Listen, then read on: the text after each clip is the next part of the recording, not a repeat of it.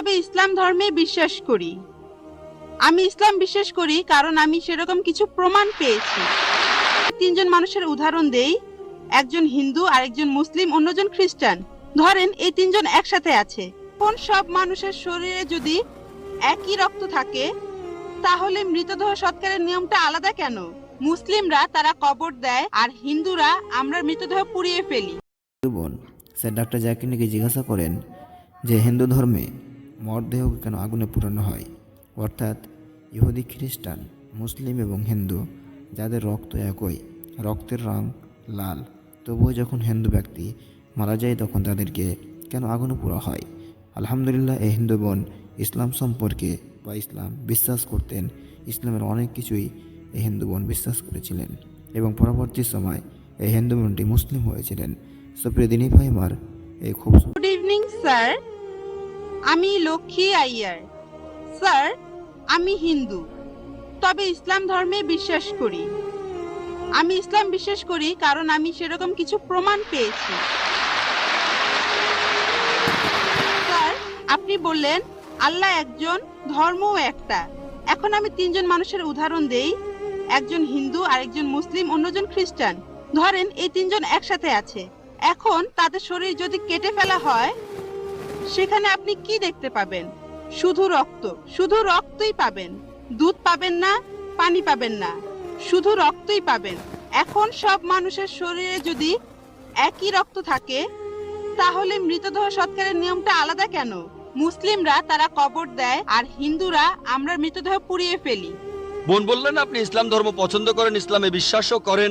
আপনাকে অভিনন্দন, আর এই শান্তির ধর্মে আপনাকে স্বাগতম, সত্যের পথে আপনাকে স্বাগতম। বোন প্রশ্ন করলেন যে তিনজন হিন্দু, খ্রিস্টান, মুসলিম সবার শরীর একই রকম, একই রক্ত, একই উপাদান, কিন্তু আমরা মারা গেলে হিন্দুরা কেন পুড়িয়ে ফেলে আর মুসলিমরা কেন কবর দেয়? আসুন আমরা এটা ভালো করে দেখি। আপনি দেখেন কোন পদ্ধতিটা ভালো। হিন্দু ধর্মে কবর দেওয়ার অনুমতিও আছে শিশুদের ক্ষেত্রে, কিন্তু প্রাপ্তবয়স্ক লোক মারা গেলে তারা বলেন পুড়িয়ে ফেলতে হবে, দাহ করতে হবে। অবশ্য হিন্দুদের কেউ কেউ বলেন যে কবর দিতে হবে। আসুন আমরা এখন ভালো করে দেখি যে শবদেহ, মৃতদেহ পোড়ানো আর কবর দেয়া। এখানে আপনি দেখবেন যখন আপনি কোনো মৃতদেহ পোড়াবেন তখন পরিবেশ দূষিত হচ্ছে।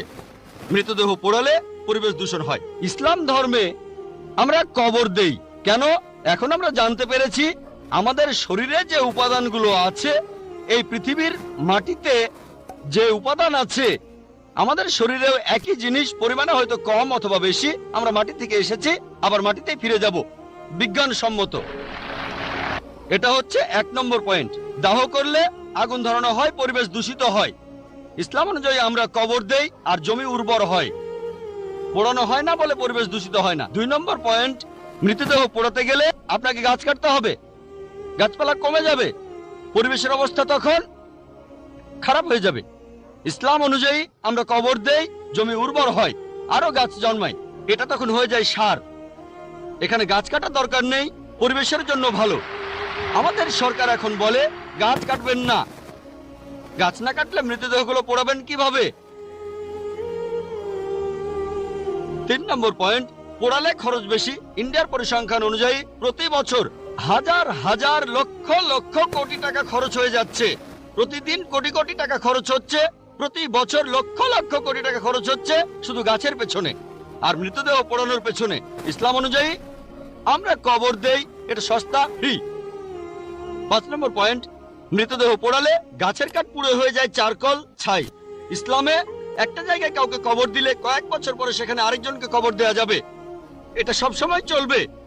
আপনি রিসাইকেল করতে পারবেন। একই জমি কয়েক বছর পরে মৃতদেহের হাড় গোড় আলাদা হয়ে গেলে আবার কবর দিতে পারবেন। তাহলে যুক্তি আর বিজ্ঞান দিয়ে যদি যাচাই করেন, এটাই বিজ্ঞানসম্মত, অনেক মানবিক, অনেক ভালো। কবর দেয়া পোড়ানোর চাইতে অনেক ভালো। আশা করি উত্তরটা পেয়েছেন।